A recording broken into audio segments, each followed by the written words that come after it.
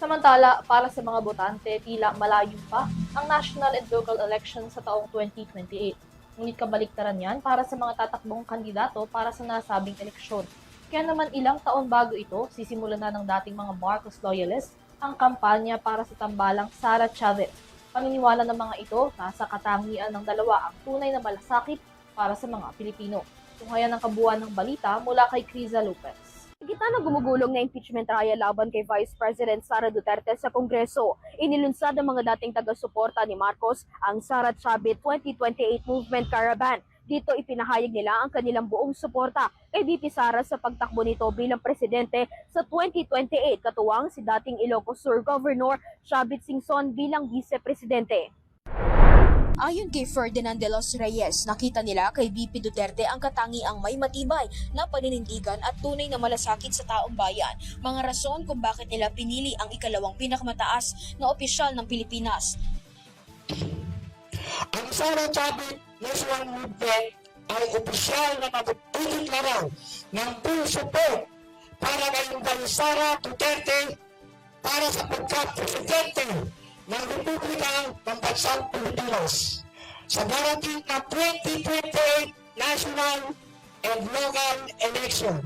Samantala, napili naman nila si Singson bilang katambal ng bise dahil sa financial capacity nito. Kumpiyansa ang grupo na dahil sa yaman ng dating gobernador ay hindi nito nanaising magnakaw sa kaban ng bayan. Competency of financial, meron po siya nun. Kaya hindi na po yung makakarakot.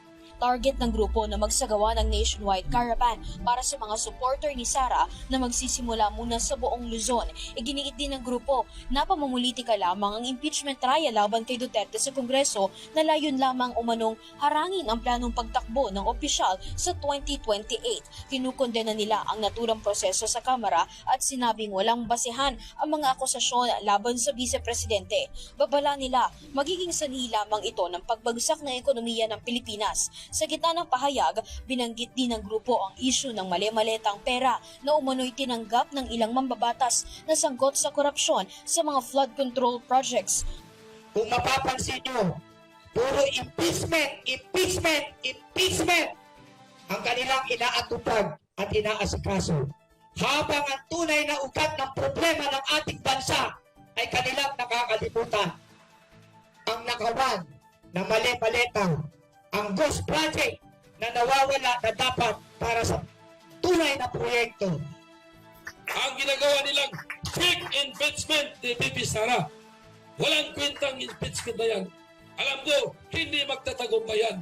Sa kabila ng pag-endorso ng grupo, inamin nilang hindi pa alam ng dalawang opisyal ang isinusulong nilang tambalan para sa 2028 national elections. Gayunpaman, tiniyak nilang makikipag-ugnayan sila kina Duterte at Singson upang formal na ikonsidera ang naturang alyansa. So kami nagkakaisa at nagkakasundo na kakausapin namin para siya ay makumbinsi na tumakbo bilang pangalawang pangulo ng bansang Pilipinas. Noong February 28, 2026, opisyal nang idineklara ni Vice President Sara Duterte ang kanyang kandidatura sa pagkapangulo para sa 2028. Ngunit hanggang ngayon ay wala pa siyang pinapangalanang makakatambal. Para sa EuroTV News, Criza Lopez, sumasaludo sa bawat Pilipino.